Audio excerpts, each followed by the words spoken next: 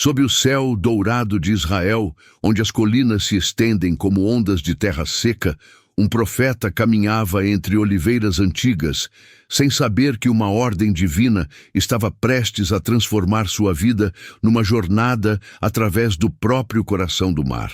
Hoje, você vai mergulhar nas profundezas da história de Jonas, desde o momento em que tentou fugir da voz do Altíssimo até as 3 noites mais extraordinárias já vividas por um homem no ventre de uma criatura dos abismos.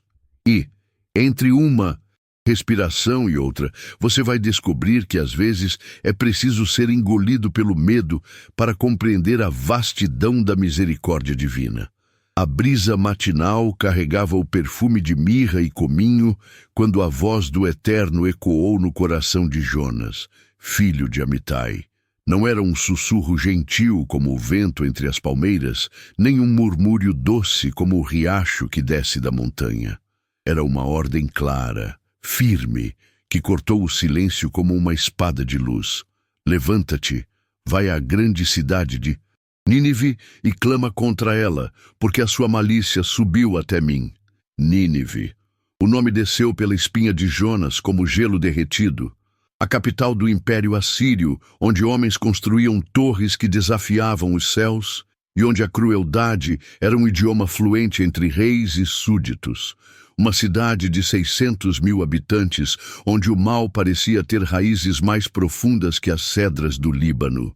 E Deus queria que ele, um simples profeta de Gad-Hefer, uma aldeia pequena como um grão de mostarda, caminhasse pelas ruas de Nínive e anunciasse juízo. Jonas sentiu o coração acelerar. Suas mãos, acostumadas a segurar os rolos da lei e a erguer ofertas ao Senhor, tremeram como folhas no vento do outono. Ele conhecia as histórias sobre os assírios.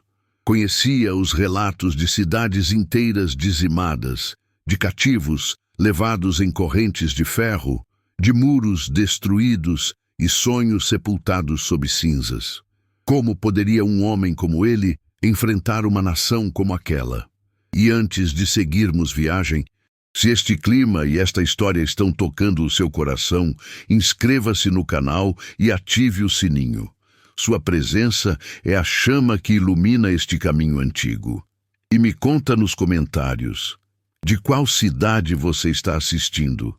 E que horas são aí agora?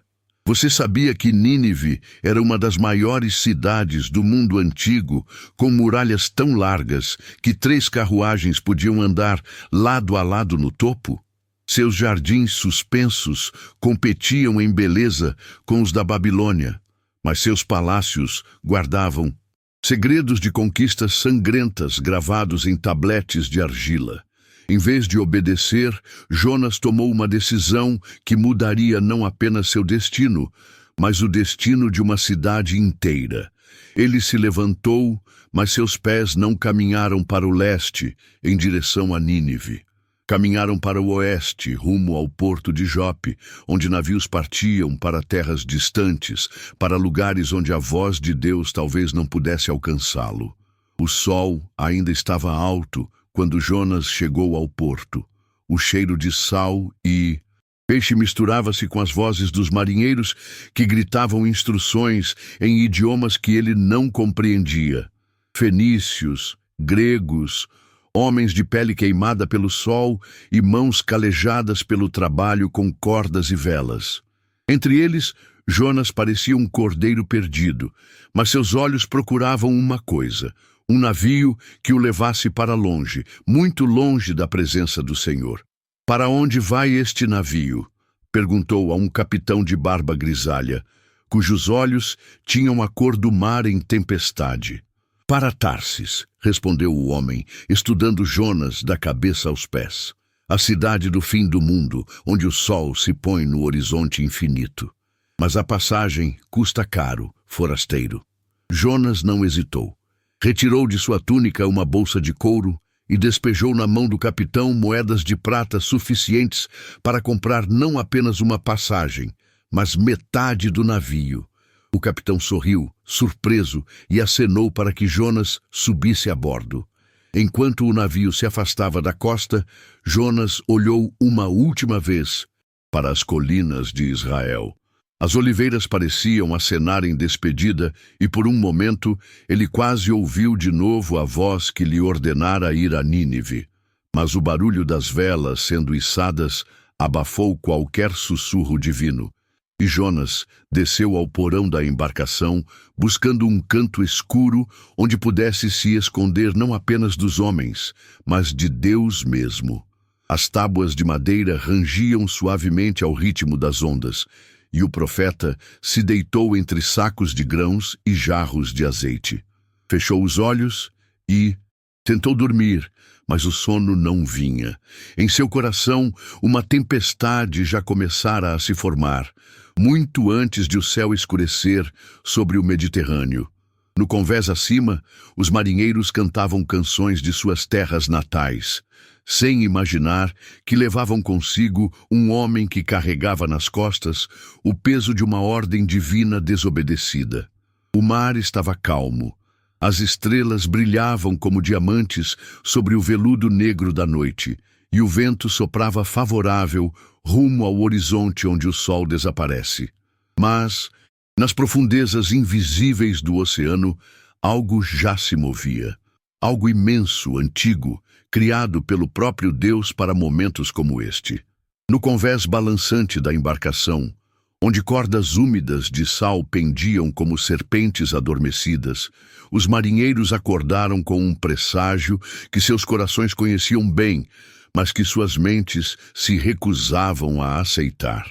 O horizonte, que na noite anterior parecia uma linha dourada, desenhada por anjos, agora se transformara numa muralha de nuvens negras que avançava como um exército de sombras sobre as águas do Mediterrâneo.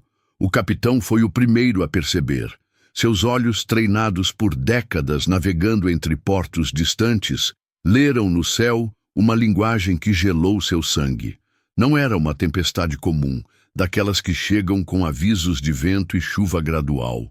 Era algo diferente, sobrenatural, como se os próprios deuses estivessem desferindo golpes contra aquele pequeno navio de madeira perdido na imensidão azul. "Todos no convés!" gritou o capitão, sua voz rouca cortando o ar matinal como um chicote. "Isto não é tempestade comum!" Os marinheiros subiram cambaleando, esfregando os olhos cheios de sono, mas logo o sono foi substituído pelo terror puro. O vento uivava como uma besta ferida, e as ondas, que momentos antes acariciavam mansamente o casco da embarcação, agora se erguiam como montanhas líquidas, prontas para engolir homens e sonhos num só golpe. Você sabia que os antigos marinheiros fenícios acreditavam que tempestades repentinas eram sinais de que alguém a bordo havia ofendido gravemente os deuses? Por isso, em momentos como este, era comum procurarem pelo culpado entre os passageiros, especialmente aqueles que viajavam para terras distantes fugindo de algo. No porão escuro, Jonas dormia um sono inquieto. Seus sonhos eram povoados por visões de Nínive, de multidões clamando, de palácios desabando. Mas algo mais profundo perturbava seu descanso. A sensação constante de que fugia de algo maior que si mesmo, de que sua desobediência havia posto em movimento forças que ele nem sequer compreendia. O primeiro golpe da tempestade atingiu o navio como um punho gigantesco. A embarcação inclinou-se tanto para um lado que Jonas foi arremessado contra a parede de madeira, acordando com um sobressalto. Por um momento, desorientado, ele não compreendeu onde estava. Então, o segundo golpe veio, mais forte que o primeiro, e o navio inteiro gemeu como um animal e ferido. Lá em cima, os marinheiros lutavam contra cordas que cortavam suas mãos como navalhas, tentando desesperadamente manter as velas sob controle. Mas o vento havia se tornado uma criatura viva, furiosa, que arrancava pedaços do mastro e atirava borrifos de água salgada como punhados de cristais afiados. "Os deuses estão irados!" gritou um marinheiro fenício, agarrando-se ao mastro principal enquanto uma onda gigantesca varria o convés. Alguém entre nós ofendeu os céus. O capitão, com água escorrendo por sua barba grisalha, olhou ao redor procurando por rostos familiares. Todos os seus homens estavam ali, lutando bravamente contra a fúria da natureza. Todos, exceto o passageiro misterioso que havia pagado uma fortuna para viajar até Tarsis. Onde está o hebreu? Perguntou a seu imediato, um homem baixo e robusto, cujos braços pareciam cordas de navio. No porão, capitão, dormindo como uma criança, mesmo com toda esta tempestade. Era impossível. Nenhum homem conseguiria dormir em meio àquele caos, a menos que sua consciência estivesse pesada demais para permitir que percebesse o perigo ao redor. O capitão desceu rapidamente a escada de madeira, suas botas fazendo barulho contra os degraus molhados. Encontrou Jonas encolhido num canto, os olhos fechados, mas o rosto contraído como quem luta contra pesadelos. Ao redor dele, sacos de grãos haviam se espalhado. Jarros de azeite rolavam de um lado para o outro, e a água do mar começava a penetrar pelas frestas da madeira. "Levanta-te!" gritou o capitão, sacudindo Jonas pelos ombros. "Como podes dormir numa hora como esta? Levanta-te e clama ao teu Deus. Talvez ele se lembre de nós e não pereçamos." Jonas abriu os olhos devagar, como quem desperta de um transe profundo. A realidade da tempestade o atingiu como um tapa no rosto. O barulho ensurdecedor do vento, o cheiro de sal e medo, o balanço violento que transformava o navio numa casca de nós nas mãos de um gigante invisível. Ele subiu cambaleando para o convés, onde foi recebido por um espetáculo que jamais esqueceria. O céu havia desaparecido completamente atrás de nuvens que pareciam montanhas de carvão em movimento. Raios cortavam a escuridão como espadas de prata, e o mar, que antes era azul como safiras, agora era negro como a tinta de polvo, com espuma branca que dançava como espíritos furiosos sobre as ondas. Os marinheiros o cercaram imediatamente, seus rostos uma mistura de terror e súplica. Eles haviam tentado de tudo, oraram a seus deuses, jogaram no mar parte da carga para aliviar o peso da embarcação, amarraram-se uns aos outros para não serem levados pelas ondas. Nada funcionara. A tempestade só aumentava em fúria, como se algo ou alguém no próprio céu estivesse determinado a engolir aquele navio. "Vinde e lancemos sortes", gritou um dos marinheiros por sobre o barulho do vento, "para que saibamos por cuja causa nos sobreveio este mal." Jonas sentiu o coração gelar. Ele conhecia a resposta antes mesmo de as sortes serem lançadas. Sabia que sua fuga havia desencadeado aquela fúria celeste, que sua desobediência havia posto em risco a vida de homens inocentes, que nada tinham a ver com sua relutância em obedecer ao chamado divino. As pequenas pedras rolaram sobre a madeira molhada do convés, saltando e dançando ao ritmo das ondas. Quando finalmente pararam, todas apontavam para o mesmo lugar, para o mesmo homem. Jonas, o fugitivo de Deus, estava sendo apontado pelo próprio destino como a causa daquela tempestade sobrenatural. O silêncio que se seguiu foi mais ensurdecedor que o próprio rugido da tormenta.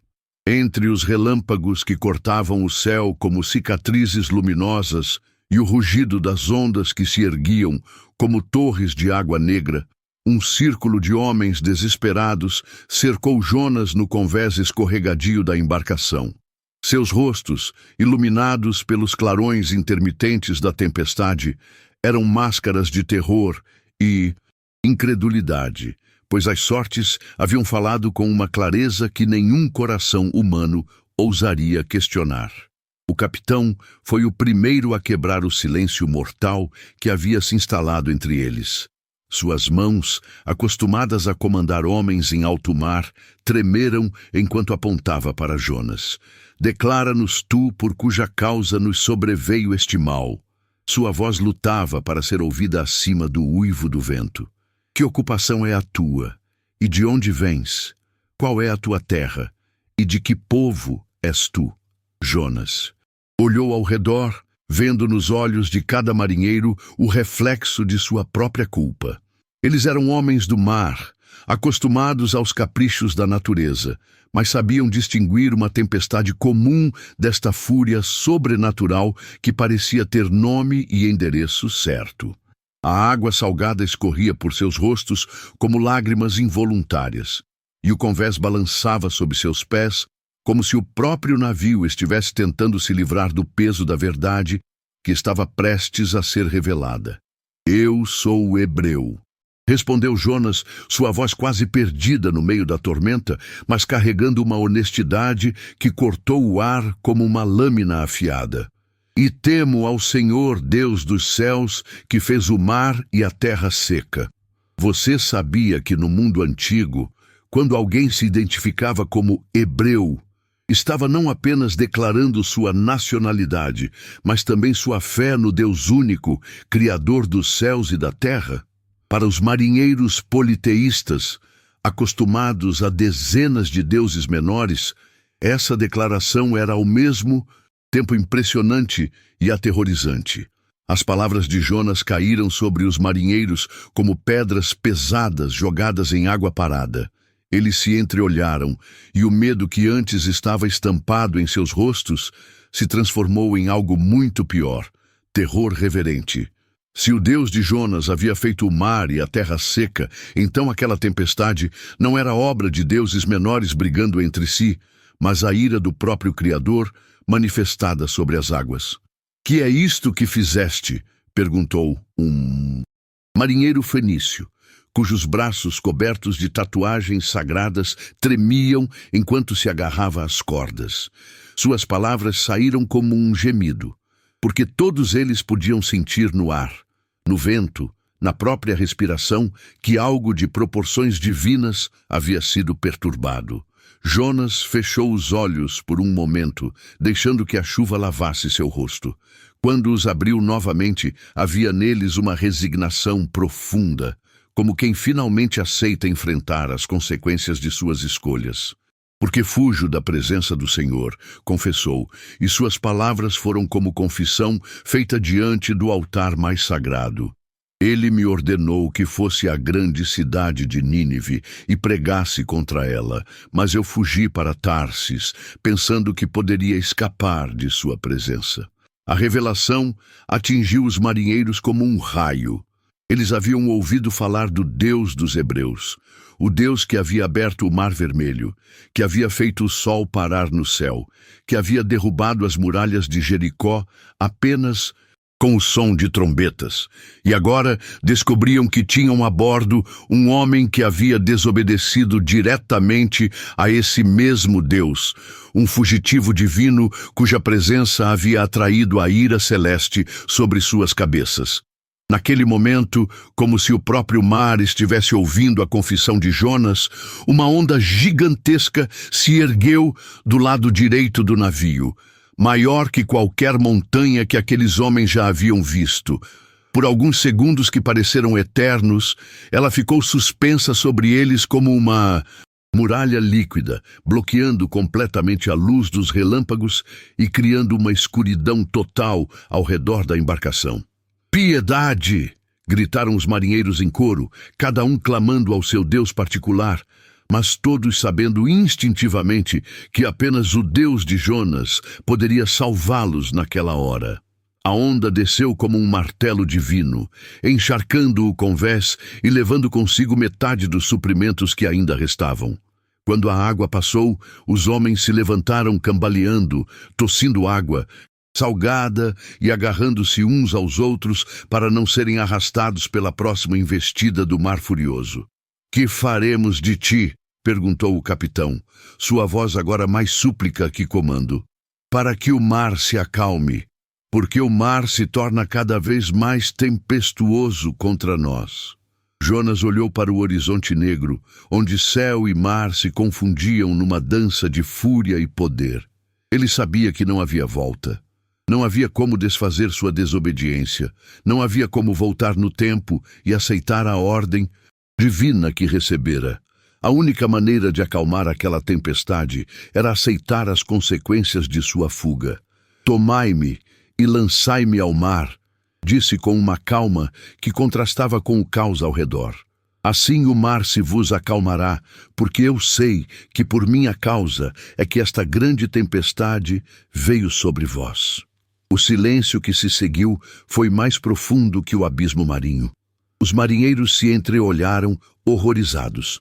Eles eram homens rudes, acostumados à violência dos portos e às tempestades do mar. Mas a ideia de jogar deliberadamente um homem às águas revoltas ia contra tudo em que acreditavam sobre hospitalidade e proteção dos passageiros. Mas o mar não esperaria por suas hesitações morais.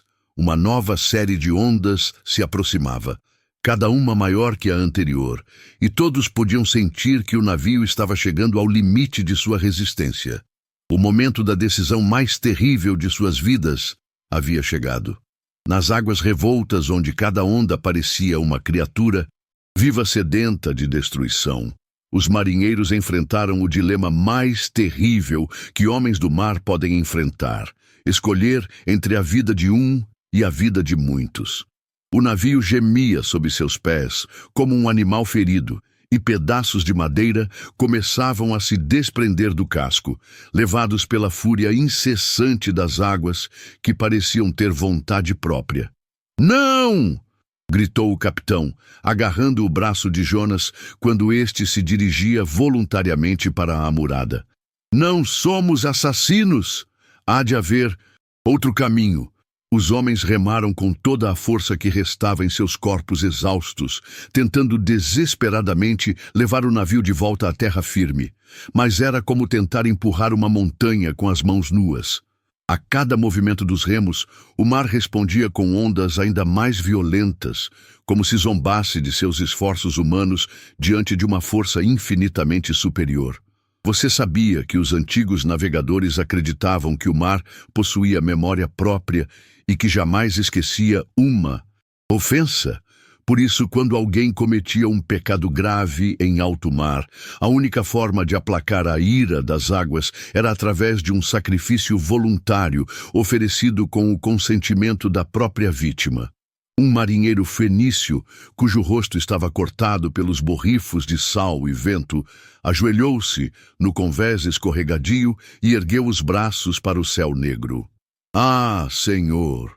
gritou, dirigindo-se ao Deus de Jonas, embora nunca antes houvesse pronunciado aquele nome sagrado. "Não pereçamos por causa da vida deste homem. E não ponha sobre nós sangue inocente, porque tu, Senhor, fizeste como te aprouve." Era uma oração desesperada de um homem politeísta dirigida ao Deus único, uma ponte erguida pela necessidade entre mundos espirituais que jamais se haviam encontrado antes. E nas palavras daquele marinheiro havia uma sabedoria profunda. Se o próprio Deus havia permitido que aquela situação chegasse até ali, então talvez fosse essa mesmo sua vontade soberana. Jonas se aproximou da borda da embarcação, onde as águas negras se agitavam como um caldeirão de bruxas. O vento chicoteava seus cabelos e sua túnica, e por um momento ele hesitou, não por medo da morte, mas pelo peso da responsabilidade que carregava. Se morresse ali, quem levaria a mensagem para Nínive? Quem alertaria aquela cidade sobre o juízo divino que se aproximava?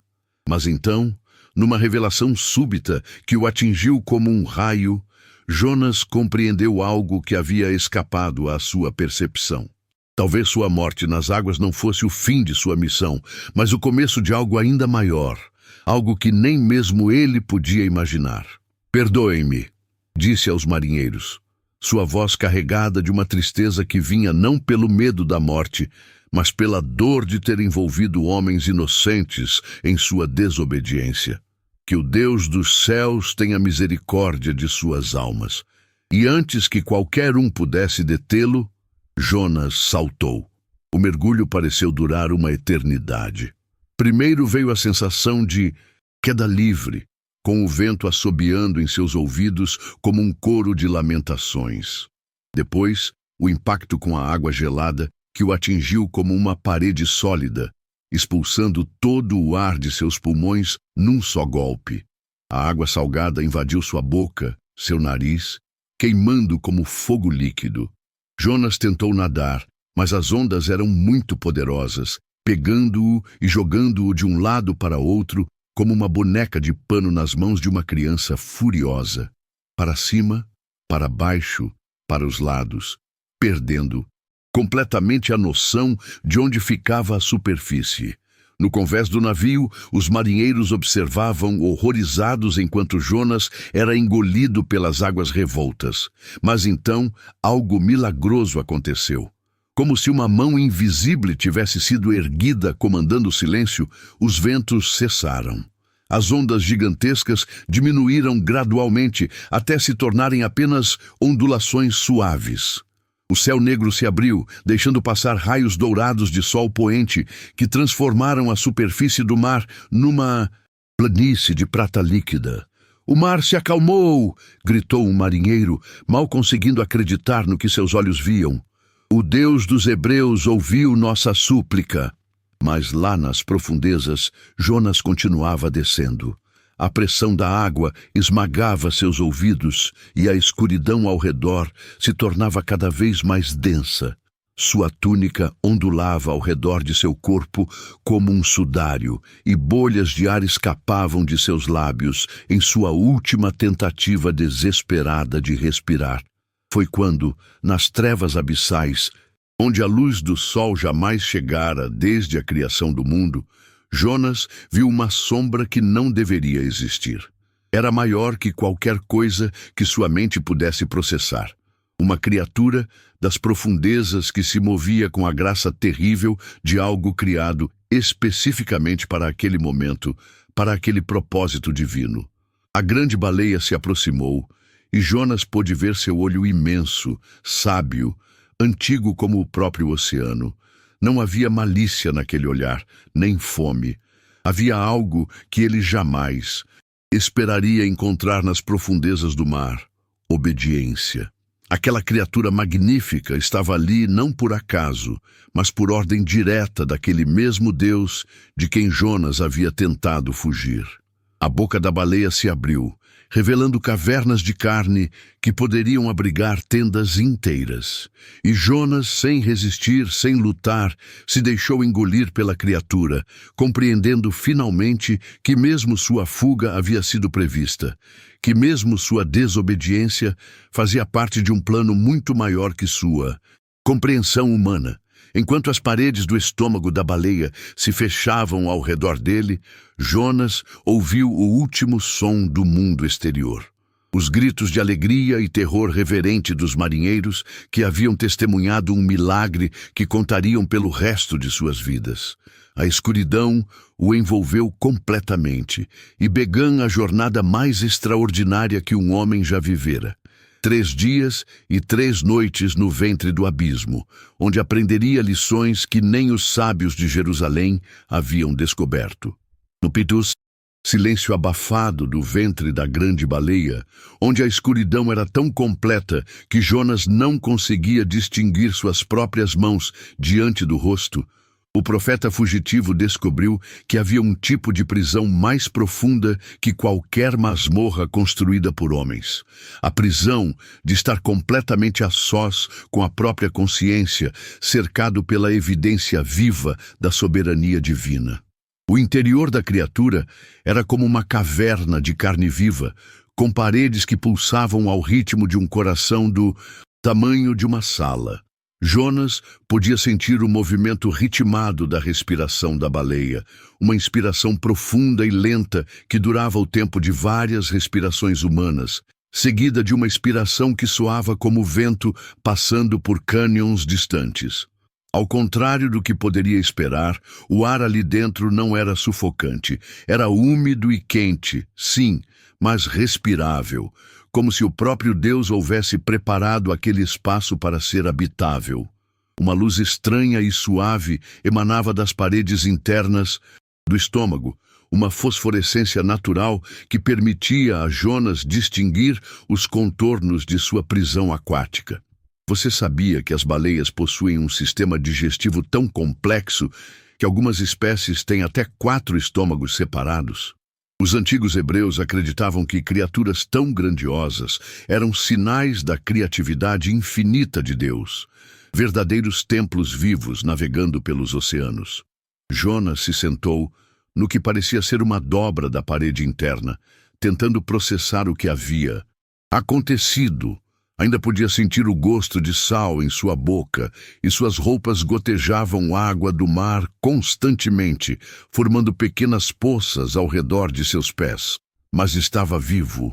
Contra todas as leis da natureza e da razão humana, estava vivo no interior de uma criatura marinha, respirando ar que não deveria existir, iluminado por uma luz que não tinha fonte visível. A primeira coisa que o atingiu foi o silêncio. Depois de horas ouvindo o rugido da tempestade, os gritos desesperados dos marinheiros e o estrondo das ondas contra o navio, aquela quietude era quase ensurdecedora. Era um silêncio vivo, preenchido apenas pela respiração profunda da baleia e pelo som distante de seu coração batendo como um tambor gigantesco. Foi nesse silêncio que Jonas começou a ouvir uma outra voz, a voz de sua própria alma, que havia sido abafada por meses de fuga e negação. E o que ela dizia não era confortável. Por que fugiste? Era a pergunta que ecoava em seu coração como água, pingando numa caverna profunda.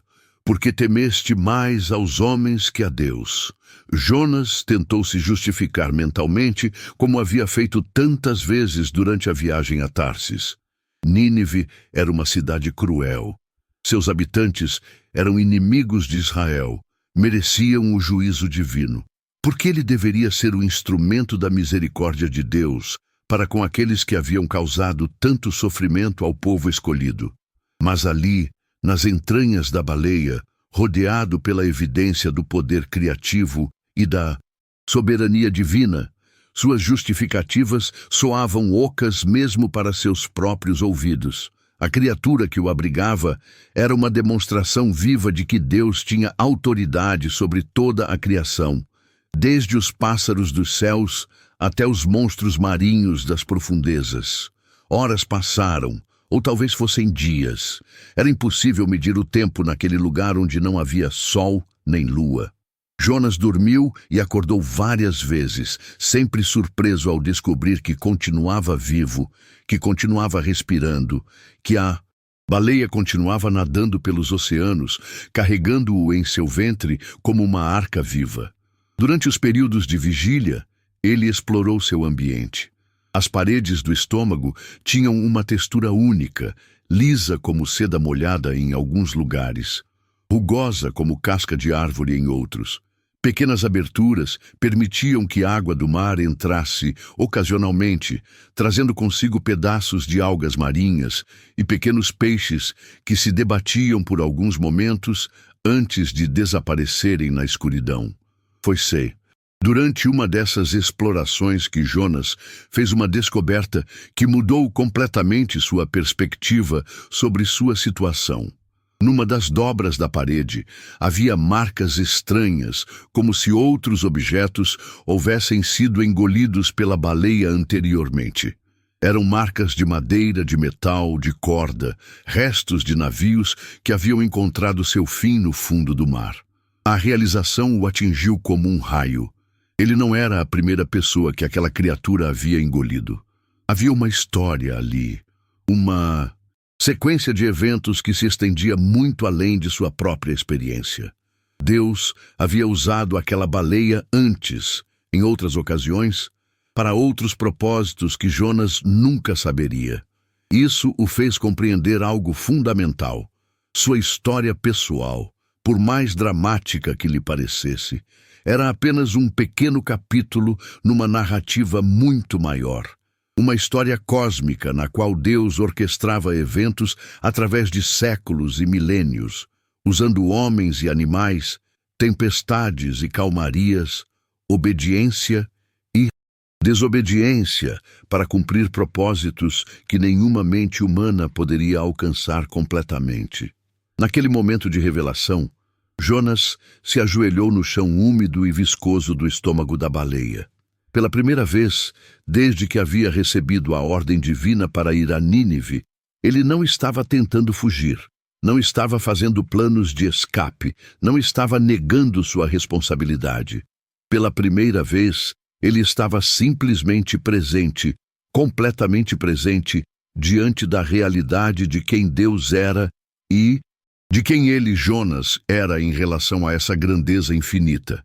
E foi nesse momento de rendição total que ele começou a orar, não uma oração de súplica desesperada por libertação, mas uma oração de reconhecimento, de adoração, de aceitação profunda da soberania divina sobre toda a criação. As palavras que saíram de seus lábios ecoaram pelas paredes de carne ao redor, misturando-se com o som da respiração da baleia, numa sinfonia estranha e sagrada que subia das profundezas do oceano até os ouvidos de Deus. Entre as paredes pulsantes que se moviam ao ritmo do oceano infinito, onde cada batimento do coração da baleia soava como trovões distantes, ecoando através de montanhas subaquáticas, Jonas ergueu sua voz numa oração que nasceu das profundezas de sua alma arrependida, subindo como incenso através das águas escuras até alcançar o trono do Altíssimo. Na minha angústia, clamei ao Senhor, e ele me respondeu, começou Jonas, sua voz trêmula mas firme, reverberando contra as paredes úmidas ao redor. Do ventre do abismo gritei, e tu ouviste a minha voz. As palavras saíam de seu coração como água de uma fonte que havia sido bloqueada por muito tempo e finalmente encontrava vazão. Cada frase carregava o peso de meses de fuga, de negação, de orgulho ferido que havia tentado se esconder da presença divina como se isso fosse possível. Ali, suspenso nas entranhas de uma criatura que nadava pelos abismos onde a luz do sol jamais chegara, Jonas compreendia pela primeira vez a verdadeira natureza de sua situação. Não estava sendo punido, estava sendo ensinado. Não estava sendo destruído, estava sendo moldado como barro nas mãos do oleiro. Você sabia que os salmistas hebreus frequentemente usavam a imagem das profundezas para representar não apenas perigos físicos, mas estados espirituais de desespero e arrependimento? Para eles, era das profundezas que subiam as orações mais sinceras e as revelações mais poderosas. Pois tu me lançaste no profundo, no coração dos mares, e a corrente me rodeou, continuou Jonas, lembrando-se da sensação terrível de ser engolido pelas águas revoltas. Todas as tuas ondas e as tuas vagas passaram sobre mim. Enquanto orava, Jonas podia sentir a baleia se movendo através das camadas oceânicas, ora subindo em direção à superfície, onde as águas eram mais mornas e claras, ora descendo para as profundezas geladas, onde criaturas estranhas emitiam luzes próprias na escuridão eterna. A cada movimento ele era lembrado de que estava completamente dependente da criação de Deus para sua sobrevivência. E eu disse, lançado estou de diante dos teus olhos, contudo, tornarei a olhar para o teu santo templo. Essas palavras foram particularmente difíceis de pronunciar, porque carregavam o peso de sua admissão de culpa. Jonas reconhecia que havia se colocado numa posição onde parecia estar fora do alcance da presença divina, mas ao mesmo tempo expressava uma fé renovada de que Deus não o havia abandonado completamente. O templo em Jerusalém parecia infinitamente distante dali, nas profundezas do Mediterrâneo. Mas Jonas começava a compreender que a presença de Deus não estava confinada a edifícios feitos por mãos humanas. Estava ali mesmo, naquele lugar impossível, manifestando-se através de uma criatura marinha que se tornara instrumento da pedagogia divina. As águas me cercaram até a alma, o abismo me rodeou e as algas se enrolaram na minha cabeça. Jonas tocou instintivamente seus cabelos, onde ainda podia sentir pedaços de plantas marinhas que haviam grudado quando foi engolido pelas ondas. Eram como troféus de sua experiência nas profundezas, lembretes físicos de uma jornada espiritual que nenhum homem antes dele havia vivido. Desci até os fundamentos dos montes, os ferrolhos da terra cerraram-se sobre mim para sempre. A imagem era poética, mas também literal. Jonas realmente havia descido às profundezas, onde as montanhas submarinas tocam o fundo do oceano, onde a pressão da água é tão grande que esmagaria qualquer homem comum. Mas ali estava ele, protegido por uma criação divina que desafiava todas as leis conhecidas da natureza. Mas tu fizeste subir a minha vida da corrupção, ó Senhor meu Deus. Foi nessa parte da oração que Jonas sentiu uma transformação profunda acontecer em seu coração. A palavra corrupção não se referia apenas à morte física da qual havia sido salvo, mas à corrupção espiritual de sua desobediência, de seu orgulho, de sua tentativa de determinar por si mesmo quem merecia ou não a misericórdia divina. A baleia continuava seu curso através das águas, carregando Jonas numa jornada que era tanto geográfica quanto espiritual. Ocasionalmente, o profeta podia ouvir sons vindos do exterior, o canto de outras baleias ecoando através das águas como hinos antigos, o ruído distante de tempestades que se formavam e se desfaziam na superfície, o silêncio profundo das fossas abissais, onde apenas Deus e suas criaturas habitavam. Quando a minha alma desfalecia dentro de mim, lembrei-me do Senhor, e a minha oração subiu até ti, até ao teu santo templo. Esta foi a parte mais pessoal de sua oração, onde Jonas admitia que havia chegado ao limite de suas forças humanas. Não tinha sido o medo da morte que o havia quebrantado, mas o reconhecimento de sua total dependência de Deus, para a vida, para propósito, para a identidade. Os que observam as vaidades mentirosas deixam a sua misericórdia. Nessas palavras havia uma confissão sutil, mas profunda. Jonas reconhecia que sua fuga havia sido motivada por vaidades mentirosas.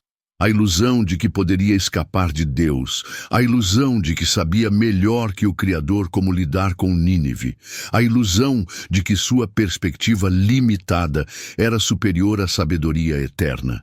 Mas eu te sacrificarei com a voz de louvor. O que votei pagarei. Do Senhor vem a salvação. A oração terminou com uma promessa, não apenas de obediência futura, mas de gratidão presente. Jonas não estava mais negociando com Deus ou tentando escapar de suas responsabilidades. Estava se entregando completamente, reconhecendo que qualquer salvação que experimentasse viria unicamente da graça divina. Quando o eco de suas últimas palavras se desvaneceu nas câmaras orgânicas ao redor, Jonas sentiu uma paz que não experimentava há meses. Não era a paz da resolução de problemas, mas a paz da rendição total. E nas profundezas do oceano, algo começou a se mover em resposta à sua oração sincera. Nas águas profundas, onde correntes antigas carregam segredos de eras perdidas, onde a baleia havia navegado por 3 dias e 3 noites, carregando seu passageiro humano, através de oceanos que conectam continentes e destinos, uma voz que havia criado todas as coisas, falou diretamente ao coração daquela criatura magnífica, e sua palavra teve o poder de transformar prisão em libertação, julgamento em misericórdia. O Senhor falou à baleia. Não foi uma voz audível como os homens conhecem, nem um sussurro que se perde no vento. Foi uma comunicação que transcende a linguagem humana, um comando que alcança diretamente o centro da obediência natural de toda criatura ao seu Criador. A baleia compreendeu instantaneamente, com aquela sabedoria instintiva que animais possuem para reconhecer a vontade divina. Jonas sentiu a mudança antes mesmo de compreendê-la racionalmente. O O movimento da criatura alterou-se, tornando-se mais direcionado, mais urgente. Em vez dos movimentos suaves e circulares que havia mantido durante os 3 dias, a baleia agora se movia com propósito definido, como um navio que avistou o porto desejado após uma longa jornada. O profeta podia sentir que estavam subindo. A pressão ao redor dele diminuía gradualmente, e a água que ocasionalmente penetrava pelas aberturas internas estava ficando mais morna, sinal de que se aproximavam da superfície onde os raios solares ainda conseguem tocar as ondas. Você sabia que as baleias antigas eram consideradas pelos hebreus como símbolos da própria criatividade divina? Elas representavam a capacidade de Deus de criar vida em escalas que desafiam a imaginação humana. Criaturas tão grandes que poderiam engolir um homem e mantê-lo vivo em suas entranhas. Meu Deus! Murmurou Jonas, percebendo que algo extraordinário estava acontecendo. Tu estás me libertando. A palavra libertação ecoou em seu coração com um significado muito mais profundo que simplesmente sair do ventre da baleia. Era a libertação do orgulho que o havia tornado surdo à voz divina. Libertação do medo que o havia feito fugir de sua responsabilidade. Libertação da ilusão de que poderia determinar quem merecia ou não a misericórdia de Deus. Conforme subiam através das camadas oceânicas, Jonas começou a distinguir nuances de luz, filtrando através das paredes translúcidas do estômago da baleia. Primeiro era apenas uma sugestão de claridade, um alívio sutil da escuridão total que havia sido sua companhia por 3 dias. Depois, gradualmente, tornou-se uma luminosidade dourada que indicava a proximidade da superfície. A baleia emergiu das profundezas como uma montanha viva, rompendo a superfície do mar. Jonas podia ouvir, abafado, mas inconfundível, o som da água sendo deslocada, o ruído de ondas quebrando contra o corpo imenso da criatura, o assobio do ar sendo inspirado através do orifício respiratório no topo de sua cabeça.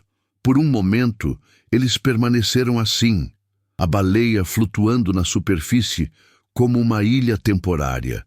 Jonas em seu interior, sentindo a proximidade da luz do sol que não via há 3 dias. Era como se a criatura estivesse se preparando para um momento solene, um ato que marcaria não apenas o fim de uma jornada física, mas a conclusão de um processo de transformação espiritual. Então, com uma contração súbita e poderosa de todos os músculos de seu corpo, a baleia expeliu Jonas. A sensação foi como ser disparado de uma catapulta orgânica. Jonas foi projetado através do esôfago da criatura numa velocidade que tirou sua respiração, passando por câmaras e túneis de carne numa fração de segundo que pareceu uma eternidade. Luz, escuridão, luz novamente e, finalmente, o impacto com o ar livre. Jonas voou através do ar como um projétil humano, seus braços e pernas se movendo desordenadamente enquanto tentava se orientar. Por um instante glorioso, ele estava suspenso entre o céu e o mar, entre sua experiência nas profundezas e o mundo da superfície que havia abandonado há 3 dias. Então veio o segundo impacto, desta vez com a água do mar, mas uma água diferente daquela que o havia engolido durante a tempestade.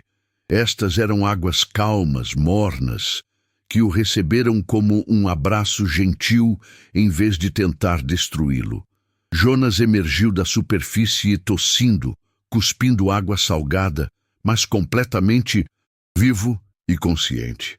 A primeira coisa que viu foi o céu.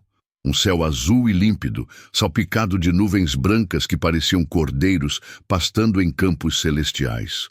O sol estava alto, indicando que era meio-dia, e seus raios caíam sobre sua pele como bênçãos douradas após a palidez das profundezas. A segunda coisa que viu foi a costa, uma linha de areia dourada a apenas algumas centenas de metros de distância, com palmeiras verdes balançando suavemente na brisa marinha. Era terra seca, solo firme, o mundo sólido dos homens que ele havia deixado para trás em sua fuga desesperada. A terceira coisa que viu foi a baleia. Ela ainda estava ali, flutuando majestosamente na superfície, seu olho imenso e sábio fixo nele. Por um momento que durou uma eternidade, homem e criatura se contemplaram mutuamente. No olhar da baleia, Jonas viu não apenas obediência ao Criador, mas algo que parecia quase como compaixão, como se aquela criatura compreendesse que havia participado de um momento sagrado na vida de um homem. Então, com um movimento gracioso que desafiava seu tamanho imenso, a baleia mergulhou novamente nas profundezas, sua cauda emergindo brevemente acima da superfície numa despedida silenciosa antes de desaparecer completamente nas águas azuis.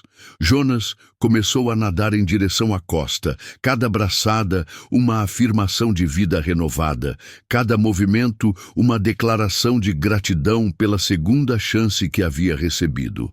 Atrás dele, o mar se estendia infinito e, sábio, guardando o segredo dos 3 dias que haviam transformado um fugitivo rebelde num servo disposto do Altíssimo. Quando seus pés finalmente tocaram a areia da praia, Jonas caiu de joelhos, não por exaustão, mas por reverência. Havia saído das profundezas como um homem novo, carregando uma mensagem que agora estava pronto para entregar. Na praia dourada, onde grãos de areia ainda úmidos colavam-se à sua pele queimada pelo sal do mar, Jonas permaneceu ajoelhado por um tempo que não soube medir, respirando o ar doce da liberdade, enquanto sentia cada fibra de seu ser vibrar com uma gratidão que transcendia palavras humanas. O sol aquecia suas costas curvadas em adoração, secando lentamente suas vestes embebidas de água marinha e memórias das profundezas. Ao levantar os olhos para o horizonte, onde céu e mar se encontravam numa linha dourada, Jonas não via mais apenas a vastidão das águas. Via a assinatura do Criador escrita em cada onda que quebrava suavemente na praia, ouvia sua voz no murmúrio constante das marés, sentia sua presença no vento morno que acariciava seu rosto como uma bênção paternal. 3 dias e 3 noites no ventre da baleia haviam operado nele uma transformação mais profunda que anos de estudo das Escrituras ou décadas de prática profética. Não era mais o mesmo homem que havia fugido de Jope tentando escapar da presença divina. Era alguém que havia aprendido, nas profundezas literais e metafóricas do oceano, que não existe lugar onde a soberania de Deus não alcance. Você sabia que na tradição hebraica, 3 dias simbolizavam um período completo de transformação? Era o tempo necessário para que Deus operasse mudanças definitivas na vida de seus servos, como aconteceu com o próprio Jonas, e séculos mais tarde, com outro que permaneceria 3 dias no coração da terra. Jonas se levantou lentamente, sacudindo a areia de suas vestes. Seus movimentos eram diferentes agora. Havia neles uma determinação serena, que substituíra a ansiedade rebelde de antes. Ele olhou ao redor, tentando identificar onde exatamente a baleia o havia depositado, mas a paisagem lhe era estranha. Palmeiras de espécies que não conhecia balançavam ao vento, e ao longe podia ver montanhas de formato peculiar recortadas contra o céu azul. Foi então que a voz familiar ecoou novamente em seu coração. Mas desta vez, Jonas não sentiu o impulso de fugir. Pelo contrário, inclinou-se para a frente como quem aguarda instruções preciosas de um comandante amado. E veio palavra do Senhor segunda vez a Jonas, dizendo: Levanta-te, vai à grande cidade de Nínive e prega contra ela a pregação que eu te disser. Segundo chamado, segunda chance. Segunda oportunidade de fazer aquilo para o qual havia sido criado e separado desde o ventre de sua mãe. Mas agora havia uma diferença crucial. Onde antes havia relutância e medo, agora havia prontidão e confiança. Onde antes havia questionamentos sobre a justiça divina, agora havia submissão à sabedoria superior. Sim, Senhor, sussurrou Jonas, suas palavras sendo levadas pelo vento como incenso subindo ao altar do Altíssimo. Desta vez, irei. Jonas começou a caminhar pela praia, seus pés descalços deixando marcas na areia molhada que eram imediatamente apagadas pelas ondas subsequentes. Mas as marcas de sua transformação interior eram permanentes, gravadas não na areia transitória, mas no coração eterno de um homem que havia provado da misericórdia divina nas circunstâncias mais improváveis. Conforme caminhava, Jonas refletia sobre a magnitude da tarefa que o aguardava. Nínive não era uma cidade qualquer. Era a capital de um império que havia espalhado terror por todo o mundo conhecido. Uma metrópole de 600 mil habitantes, onde a violência era rotina e a crueldade uma forma de arte. Como um único homem poderia fazer diferença numa cidade assim? Mas então se lembrou da baleia. Se Deus podia preparar uma criatura marinha para engoli-lo e mantê-lo vivo por 3 dias nas profundezas do oceano, certamente podia preparar corações humanos para receber sua mensagem, por mais improváveis que parecessem as circunstâncias. A jornada até Nínive seria longa, semanas de caminhada através de territórios desconhecidos, atravessando desertos onde o sol era implacável e montanhas onde o frio cortava como lâminas. Mas Jonas não sentia mais o peso dessa perspectiva. Cada passo seria dado em obediência, cada dia seria uma oportunidade de meditar na bondade daquele que o havia resgatado das profundezas. Ao anoitecer, Jonas encontrou uma aldeia de pescadores onde pôde trocar trabalho por comida e abrigo. Os habitantes locais estranharam sua aparência. Sua pele tinha uma palidez peculiar, como de quem havia passado muito tempo longe do sol, e seus olhos carregavam uma profundidade que falava de experiências além do comum. "De onde vens, forasteiro?" perguntou um pescador idoso enquanto remendava suas redes à luz de uma fogueira crepitante. Jonas hesitou por um momento, imaginando como poderia explicar sua jornada de uma forma que não soasse como delírio. Finalmente, optou pela simplicidade. "Venho das profundezas do mar, onde aprendi que a misericórdia de Deus é maior que os abismos." O pescador o olhou com curiosidade, mas não fez mais perguntas. Havia algo na voz de Jonas que desencorajava investigações superficiais. Uma autoridade serena que vinha de quem havia estado face a face com o próprio mistério da criação. Naquela noite, deitado sob um céu estrelado que parecia um manto bordado com diamantes, Jonas orou com uma intimidade que não conhecera antes de sua experiência na baleia. Suas palavras fluíam naturalmente, sem esforço, como água de uma fonte pura. "Obrigado, Senhor, por não desistires de mim quando eu desisti de ti. Obrigado por transformares minha desobediência em instrumento de tua glória, que eu seja digno da confiança que depositas em mim mais uma vez." Enquanto falava, Jonas podia quase ouvir o eco distante do canto das baleias, aqueles hinos oceânicos que havia escutado durante sua estadia nas profundezas. Era como se toda a criação estivesse em harmonia com o propósito divino. Cada criatura desempenhando seu papel na sinfonia cósmica da redenção. Amanhã começaria sua jornada para Nínive. Desta vez, não como um fugitivo relutante, mas como um embaixador transformado, carregando uma mensagem de juízo que era, paradoxalmente, também uma mensagem de esperança. As estrelas brilhavam acima, como testemunhas silenciosas de um homem que havia aprendido que às vezes é necessário ser engolido pela própria morte para descobrir o verdadeiro significado da vida.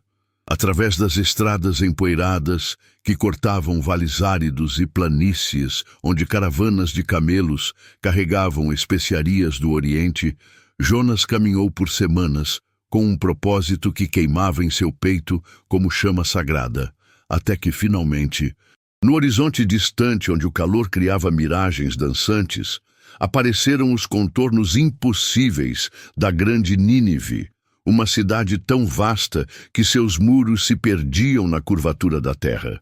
A primeira visão da capital assíria tirou o fôlego de Jonas, não apenas por sua magnitude física, mas pela aura de poder e terror que emanava de cada torre, cada portão, cada pedra de suas muralhas ciclópicas. Era como se toda a ambição humana tivesse se cristalizado ali numa demonstração de força que desafiava os próprios céus. As muralhas se erguiam a uma altura de quase 30 metros, largas o suficiente para que 3 carruagens andassem lado a lado no topo, decoradas com relevos que glorificavam conquistas sangrentas e deuses cruéis. 1.500 torres pontuavam o perímetro, cada uma delas um testemunho mudo do poder militar que havia subjugado nações inteiras. Jonas parou diante dos portões principais, onde guardas assírios com armaduras de bronze polido e lanças que refletiam o sol como raios metálicos, examinavam cada pessoa que entrava ou saía. Por um momento, o antigo medo tentou se infiltrar em seu coração.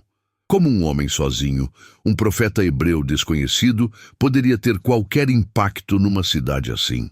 Você sabia que Nínive era conhecida como a cidade sanguinária devido às práticas brutais dos assírios em suas conquistas? Eles tinham o costume de empalar prisioneiros vivos e decorar as muralhas de cidades conquistadas com pirâmides de cabeças decepadas, métodos que aterrorizavam povos a centenas de quilômetros de distância.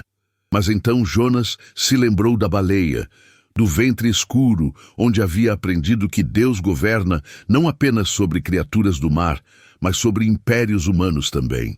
Respirou fundo e caminhou confiante através dos portões, misturando-se à multidão de mercadores, artesãos e visitantes que fluía pelas ruas largas da metrópole. O interior de Nínive era um espetáculo de opulência e contraste. Palácios dourados se erguiam ao lado de favelas miseráveis. Jardins suspensos perfumados, com essências raras, dividiam o espaço com mercados onde o cheiro de carne crua se misturava com especiarias exóticas. Homens de várias nacionalidades caminhavam pelas ruas. Prisioneiros de guerra transformados em escravos, mercadores ricos trajando sedas coloridas, soldados assírios cujos olhos frios refletiam anos de violência. Jonas passou o primeiro dia simplesmente observando, tentando compreender a alma daquela cidade que Deus havia escolhido para receber sua mensagem. Via crianças brincando nas ruas, alheias à reputação sanguinária de seu povo. Via mulheres cuidando de seus filhos com a mesma ternura que as mães hebreias. Via idosos reunidos em círculos, compartilhando histórias e sabedoria acumulada. Foi então que compreendeu algo que havia escapado à sua percepção antes. Por trás da fachada imperial, Nínive era habitada por pessoas comuns, seres humanos com medos, esperanças e necessidades iguais às de qualquer outro povo. A crueldade que caracterizava o Império Assírio era obra de seus líderes e sistema político, não uma maldade intrínseca de cada habitante. No segundo dia, Jonas começou a pregar. Ele se posicionou numa das praças centrais, onde 4 grandes avenidas se encontravam formando um espaço amplo, sempre cheio de transeuntes. Sua voz, fortalecida por 3 dias de oração nas profundezas marinhas, cortou o barulho urbano como uma espada de 2 gumes. Ainda 40 dias e Nínive será subvertida. As palavras saíram de sua boca carregadas de uma autoridade que ele mesmo não reconhecia completamente. Não era apenas sua voz falando, mas algo maior, mais antigo, mais poderoso, que ecoava através dele como um trovão distante que anuncia tempestades inevitáveis. As pessoas pararam. Mercadores interromperam suas transações. Soldados olharam com curiosidade. Crianças cessaram suas brincadeiras. Havia algo na proclamação de Jonas que transcendia barreiras linguísticas e culturais, uma verdade que tocava corações, mesmo antes de ser completamente compreendida pela mente.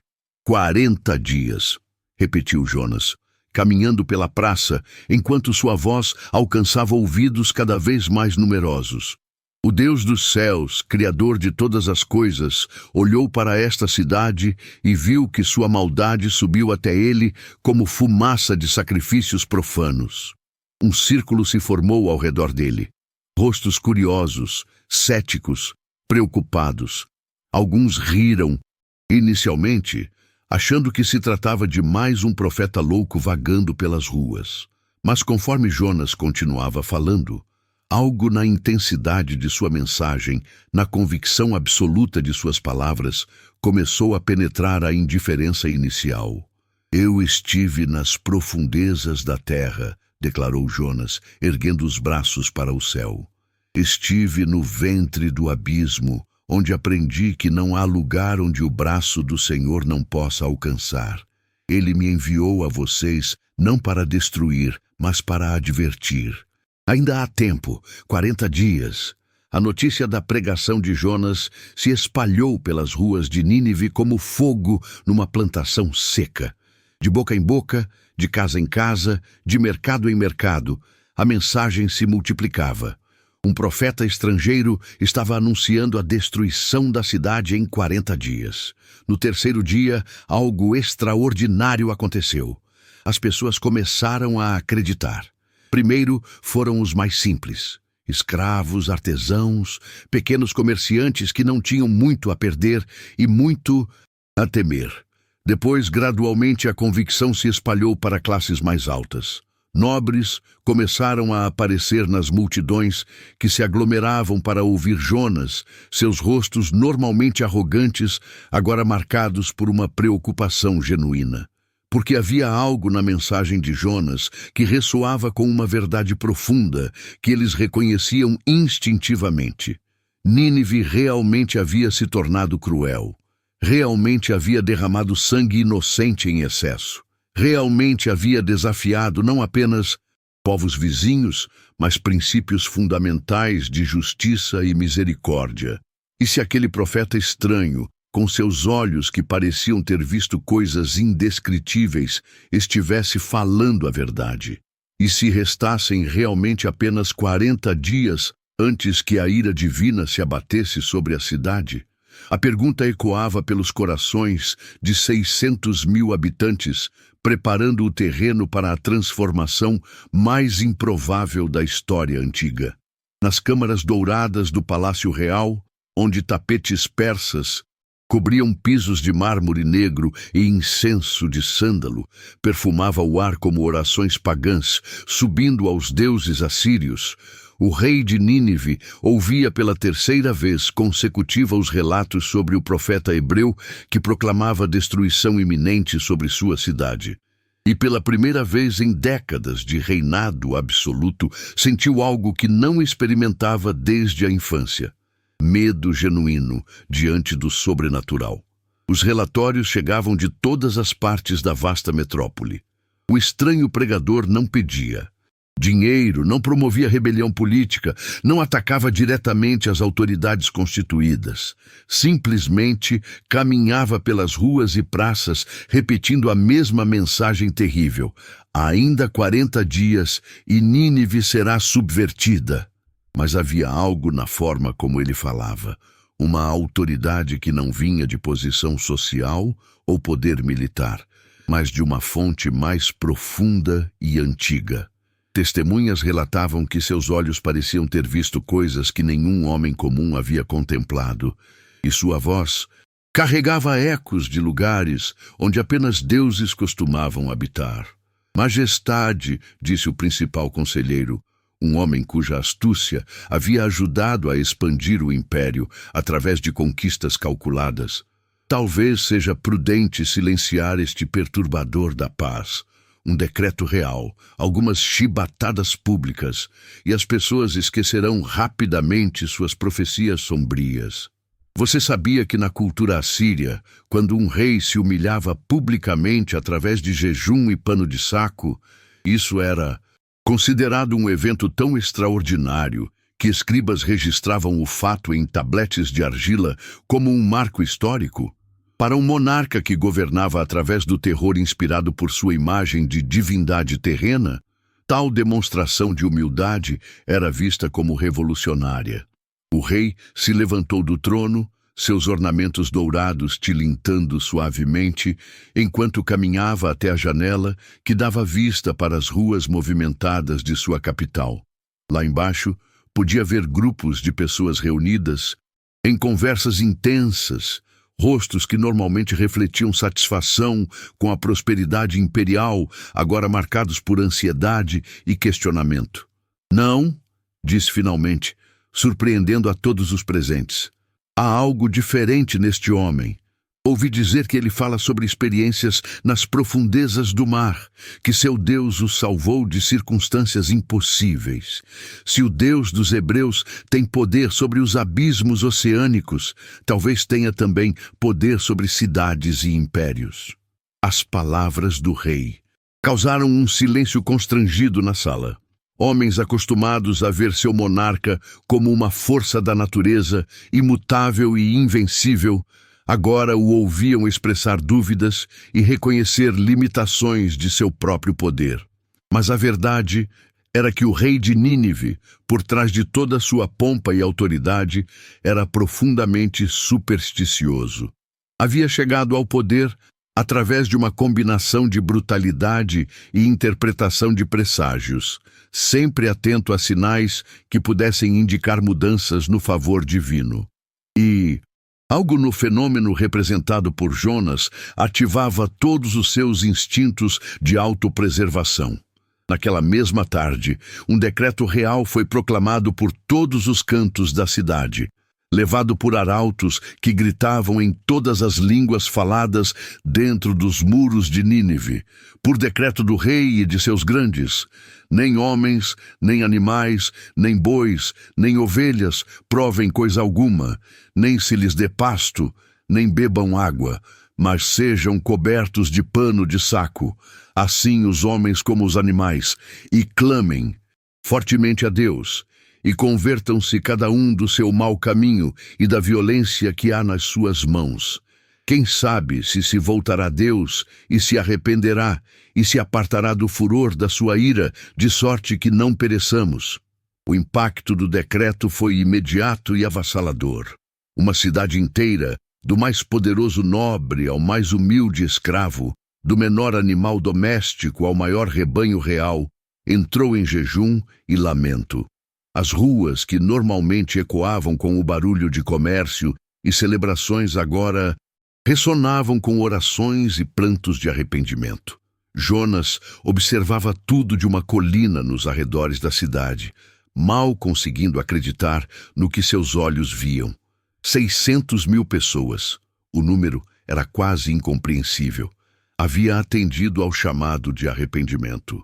Nínive, a cidade sanguinária, a capital do terror, havia se curvado diante da palavra do Deus de Israel. Mercadores queimaram pesos falsos em fogueiras públicas. Soldados devolveram bens saqueados de povos conquistados. Juízes anularam sentenças injustas. Senhores libertaram escravos inocentes. A cidade inteira parecia estar passando por uma transformação moral que desafiava tudo o que Jonas conhecia sobre natureza humana e mudança social. Mas a transformação mais impressionante aconteceu no próprio Palácio Real. O rei desceu do trono, removeu sua coroa dourada, despiu suas vestes reais bordadas com fios de ouro e se cobriu com pano de saco áspero.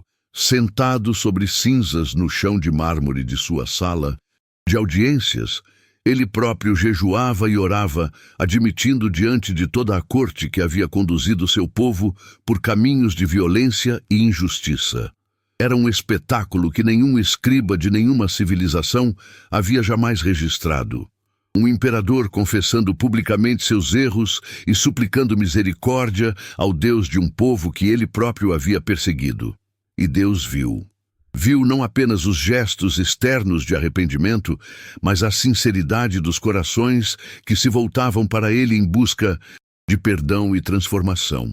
Viu lágrimas genuínas escorrendo por rostos que antes conheciam apenas crueldade. Viu mãos que antes derramaram sangue inocente, agora erguidas em súplica. Viu uma cidade inteira escolhendo humildade em lugar de orgulho, misericórdia em lugar de vingança.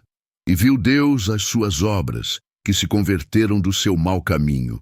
E Deus se arrependeu do mal que tinha dito lhes faria, e não o fez.